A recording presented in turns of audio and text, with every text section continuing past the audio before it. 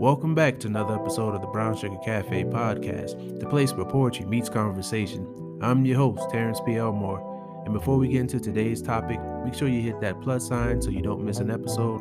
Also, please subscribe to my blog, thebrownsugarcafe.blog, and if you find any value in this episode or any other episodes, make sure you leave a heartfelt review.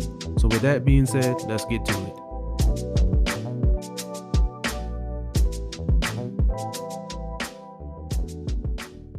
What's up, everybody? I am back. I know we started a little later than expected, but make sure that you're locked in. Make sure that you're subscribed. Make sure your notifications are on before we get started. So last season ended with a great conversation with the homie Charlie, who I'm also a co-host with on Pastor Remote. So make sure that you're subscribed to that as well. And also, he and I are on the Black Smoke Barbecue podcast. So make sure that you're subscribed to that as well. It's available on YouTube and all other podcasting platforms. So last time I read a couple of poems from my latest book, Pain is Not Our Only Paintbrush. And so I figured I would open up with a poem from the book.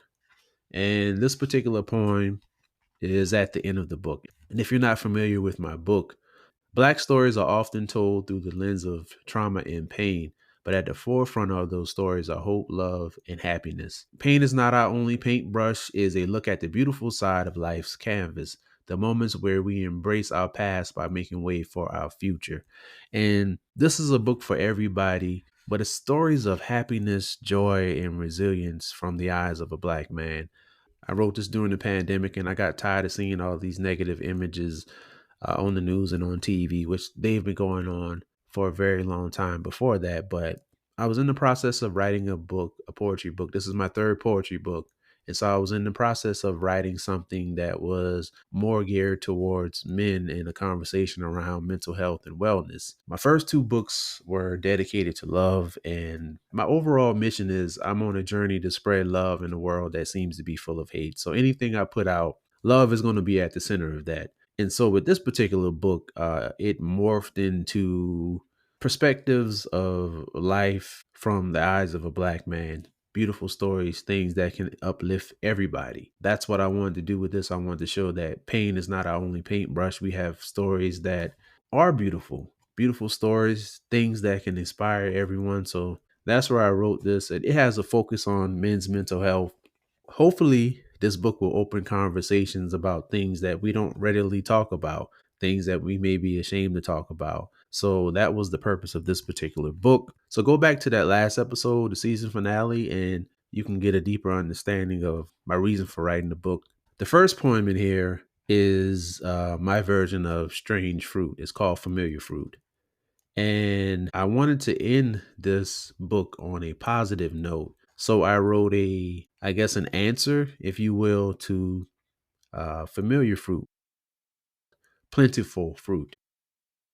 Forgotten trees bear a plentiful fruit, ambitious on the leaves and ambitious at the root. Black excellence thriving in the hidden feeds, plentiful fruit from the mahogany trees. Picturesque scenes of Black girl magic and Black boy joy. Euphoria that ignorance and hate cannot destroy. Scent of resilience, sweet and fresh. Gadsden's Wharf, now a symbol of progress. Here is a fruit for a rewritten anthology, for the timelines to trend, for the world to see, for the twisted plot, for the stereotypes to stop. Here is a plentiful and ambitious crop, uncompromised by those strange and familiar fruits, encouraged by growth and structure through the intersection of trauma and triumph. And so that was Plentiful Fruit. That's the last poem in my book. For those of you who purchased the book so far and who've shared their experiences reading the book and who've given me feedback, thank you very much. If you haven't purchased the book yet, it's available on my website, thebrownsugarcafe.blog/hope. So please, if you have a chance, if you like poetry, or even if you don't like poetry, this is a good book to have. Also makes a great gift. Christmas is coming up, so hey. While I was away, let's see. I can't remember if I started my newsletter yet, but if you're not subscribed to that, make sure you subscribe to substack.com/Terrence P. Elmore. And I started a newsletter called The Common Flame. For those of you who don't know, I'm also a barbecue enthusiast.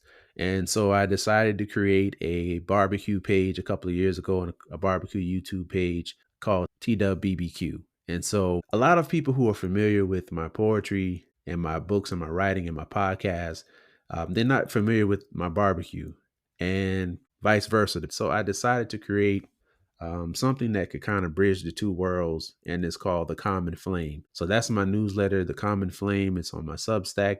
I also changed the name of my Facebook group to The Common Flame, where I can share posts from the Brown Sugar Cafe and also TWBBQ. So if you have a chance, please head over to YouTube and subscribe to my YouTube channel. I would greatly appreciate it. Share that with somebody, encourage somebody to follow that as well. Now that we are done with some house business, in my last edition of my newsletter, I wrote about valuing the people that we have around us. I started thinking about how easy it is for us to look for outside sources when we have people around us that could actually help us. And I talked a little bit about how a lot of times we look for the big names. If we're in a particular industry or we have a particular desire, we look for the big names to help us get to where we're going. But oftentimes we don't actually have conversations with the people around us. And those very people who we're around all the time could very well be in our lives to help us get to these places. But we're so excited about what we see on social media with certain people or big names. So I started thinking about how often sometimes we overlook the people that we have around us. And a lot of times it's not intentional, but it's just that we're not having conversations. I don't think we have enough conversations with each other about our hopes and dreams. And I understand a lot of us can't share this, our dreams and stuff with people because of maybe feeling rejected or somebody talking us out of these things. And a lot of it comes with history with certain people. So I understand that. A lot of this is just we've had history with other people and we don't want to go down that same route. So we keep things to ourselves and don't really talk about them with the people who are close to us, people who we talk to about other things. And it can be easier to talk to a stranger, somebody that doesn't know you that well, somebody who can't tell you that you're not going to do it because maybe you've had a history of starting stuff and stopping, or maybe you've had a history of just talking about things and not actually putting them to action. So those could be some of the factors that, keep us from talking to people about our dreams and aspirations and our endeavors. And so I started thinking, there was a post on Facebook and there was a conversation around it. It was around those networking events or those brunches and things where they have like a high dollar ticket. Some of them are even virtual and they have like a high dollar ticket. And in some markets that does make sense, but in a lot of markets it doesn't make sense for the tickets to be that high. Even if you put like an event in a certain location and you think about the cost of the building, if you're going to have a swag bag, if you're going to have food, certain events, now don't get me wrong, the ticket value does match what you're getting. But I've seen a lot of complaints about events where people have paid like a high amount and there were only the hors d'oeuvres were very light. They weren't heavy hors d'oeuvres.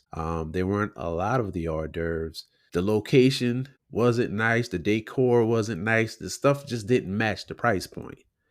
And so it started a conversation about, how sometimes people can be taken advantage of with these events. Some people just hype these events up and you really don't get any value from it.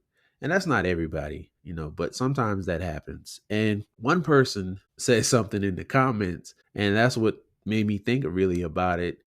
She said something along the lines of, if somebody overpays for something, she doesn't feel sorry for them because all of this information is available for us to gather, but they'd rather be lazy about it and not look it up themselves and pay somebody else to do it. And I was like, wow, that's a really good point. Like all of this information is available to us. And of course, I'm not trying to down credit experience when somebody has actually had experience in certain industries and certain things. Of course, I'm not doing that, but a lot of times, it's just people being lazy and not wanting to gather and put the information together themselves. And so you're not only paying for this person's years of experience, you're paying for this person putting this information together so that you can receive it. And that had me thinking because I've personally seen sometimes people looking for outside sources for certain things, and they've had people in their circle that could do those things. And it's just like, how do you not know that? And this is somebody that you talk to often.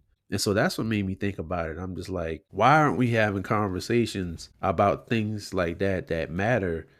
And I was like, man, do we really value the people we have in our lives? Are we really taking a look at them and asking why they're in our lives? Especially if you prayed for certain people to come into your lives, or you've been praying for certain things to happen in your lives, and God has placed those people in your lives, per your request with your prayers, but you're looking for a bicycle, and the people are coming into your lives like one person may be a wheel, another person may be a wheel, the other person is the frame of the bicycle.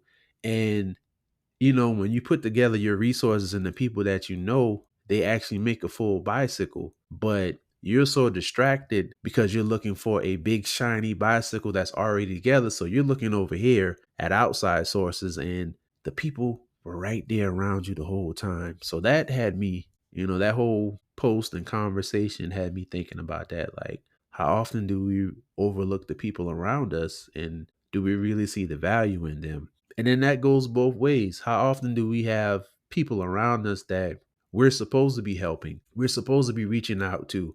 We're supposed to be letting them know, like, hey, I do this, I can help you. How many times are we not offering our help to the people that we have in our lives? Now, I know sometimes you can't offer people unsolicited help because it comes off a certain way, sometimes it may come off as you think that you know it all. I'll just say that. Yeah. Just depends on your delivery. But if your delivery is coming from a place of compassion and empathy, and you're really trying to help, you can have that conversation. So I just think we need to talk more to the people in our lives about our dreams and the things that we're doing. And if you don't have those people in your lives, you have to sit and wonder, why are they in your life? If you can't talk to them about, big dreams, aspirations and stuff. And not saying that you should cut them off, but look at their position in your life as far as their importance. And if they are of high importance to you, but you can't talk to them about certain things, you need to reassess that. You really need to see what's going on, because it may be something internal with you. It may be, maybe something that you haven't healed from. Could be something that they did that's not even related, but you're kind of holding on to that. You really need to take a look at it and think about why you aren't feeling comfortable talking to these people about goals and aspirations. And so that's just something I thought about recently. I wrote about it in my newsletter. So the link will be in my show description. So you can click on the link and check that out. Make sure you subscribe. Once again, it's substack.com/Terrence P. Elmore. Make sure you check that out. And that's all I have right now. Looking forward to this season. Thank you all for your patience. Thank you all for your support.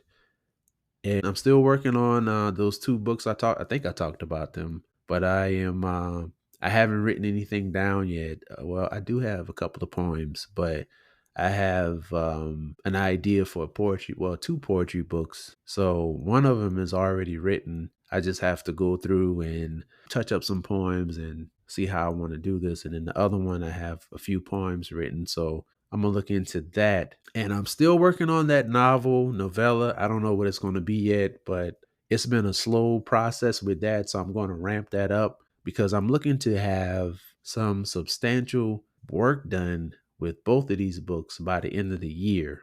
So we're getting into that fourth quarter soon. So I want to make sure I close out the year strong with these books. Thank you all for your patience with that. And again, if you haven't purchased a copy of my latest book, Paint is Not Our Only Paintbrush, please head over to my website and make sure that you do. don't get it from Amazon. You can head to my website, get it from me. You can get a signed copy from me. So make sure you head over to my website, thebrownsugarcafe.blog/hope. You can even just go to the website, go to the menu, look for books. It's available there because I also have a Square site set up so you can order a copy of my book there. And that's it. Season 5 is here. So everybody sit back and enjoy. And remember, as always, keep pushing forward. Thank you for tuning in to another episode of the Brown Sugar Cafe podcast. Once again, I'm your host, Terrence P. Elmore, and this is the place where poetry meets conversation. Hit that follow button and turn on your notifications so you won't miss an episode. Check out my blog, thebrownsugarcafe.blog. Also connect with me on Instagram at thebrownsugarcafe. Hope you enjoyed this episode, and as always, remember, keep pushing forward.